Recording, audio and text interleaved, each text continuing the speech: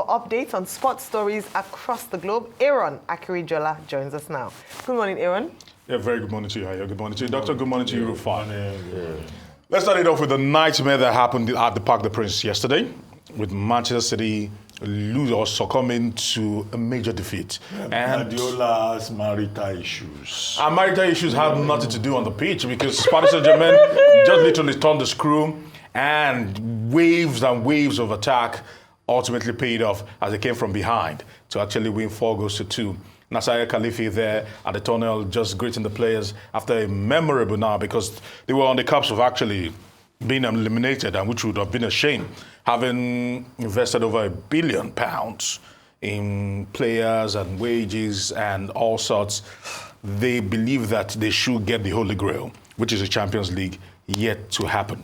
But away from that, let's actually look at other results that actually came in on the night. Of course, Real Madrid ran riots and ran rings around RB Leipzig yesterday. 5-1 was how he actually ended. Vinicius Jr. getting the brace for himself. And not forgetting a shock result as Feyenoord beat Bayern Munich yesterday, 3-0. And it was routine win for Arsenal on the day as Arsenal beat Dynamo Zagreb 3-0. But when you look at the table, because it stands right now, next week, all games will be played simultaneously. And not just that alone. There are quite a number of teams that are hoping that they can make it into the elimination post, because you can see from 25 downwards, Manchester City are there. There will be Dynamo Zagreb, Shakhtar Donetsk, Bologna, Sparta Prague, RB Leipzig, Girona, Red Star Belgrade, and on and on and on. But one thing is certain, all matches next week, Wednesday, will be played simultaneously.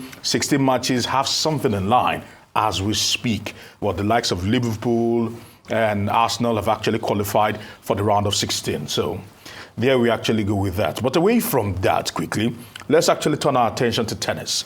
And at the moment, everyone seems to be gearing up for what will be quite a remarkable semi-finals. First of all, everyone seems to be liking the partnership between Novak Djokovic and Andy Murray there.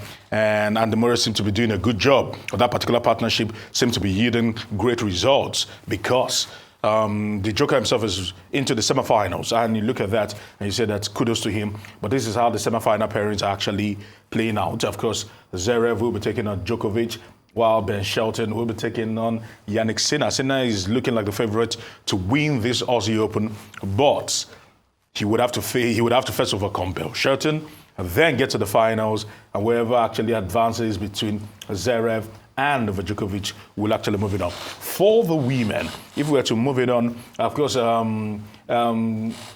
Madison Keys actually made light work of Svitolina on the day, and she will be hoping that she can also get a hand on the Holy Grail at the Australian Open as we press further also. Iga Swiatek also turning the screw against Navarro on the day, and she will also be hoping that she can get back to Grand Slam form, so to speak. She's been a nearly woman and she dominated for a while. She's hoping that she can actually do this. So let's see how it actually pans out. Looking at the semi-finals quickly, of course, Badosa will be taking on Sabalenka and Iga Swiatek will be taking on Madison Keys. So let's see how that one plays out. Of course, starting off from today.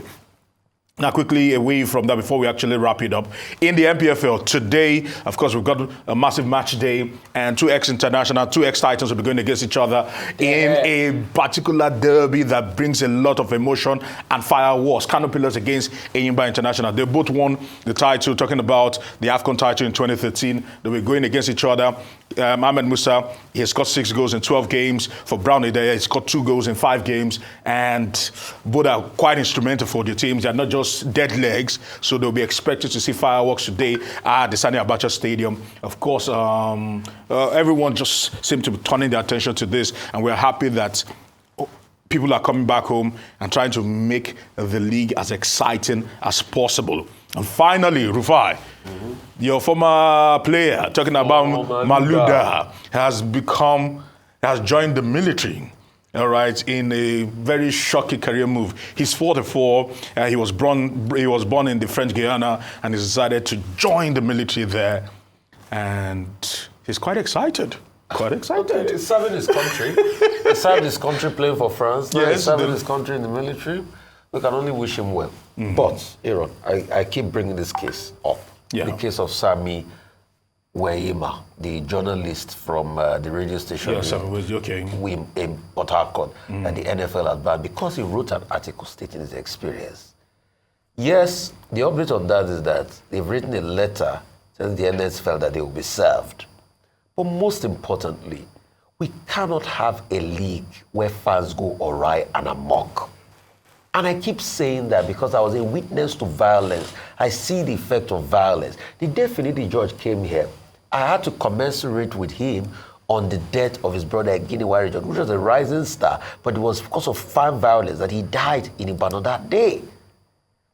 And the league cannot move forward if we don't sort out issues like that. But not to speak for the league, because I've heard from both parties, we've spoken about this extensively, but the league are saying that if he claimed to be injured, that he shouldn't have attended the game between Rivers United and Plateau United. No, I have the medical exam. I can read it. No, not medical examination.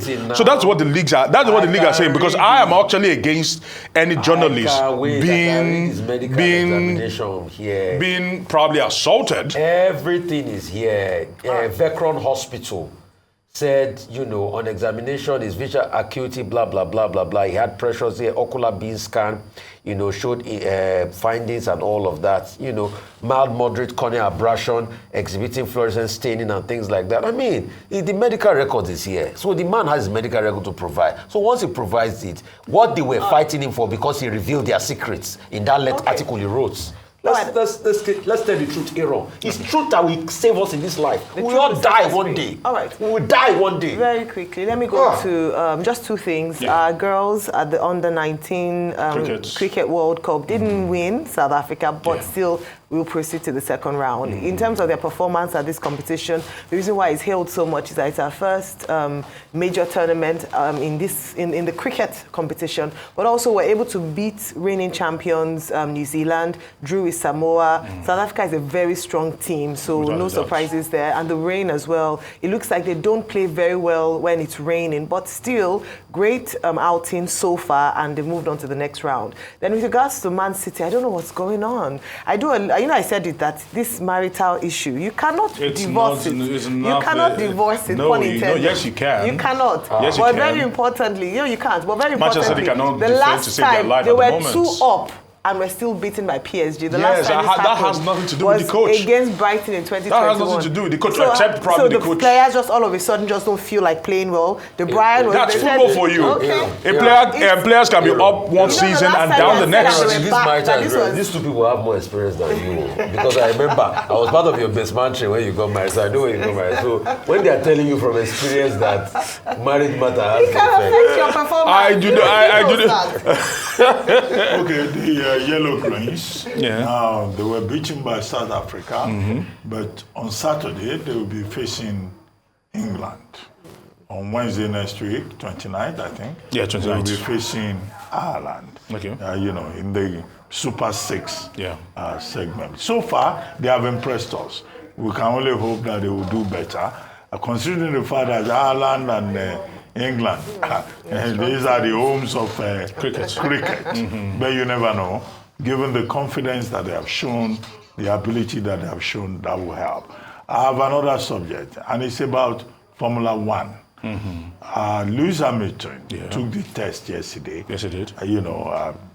First time he will be driving a Mercedes-Benz engine, and he tried to test a Ferrari car. You mean? A Ferrari car, yes, a 2023 model. At Ferrari. But we'll see what happens January 18.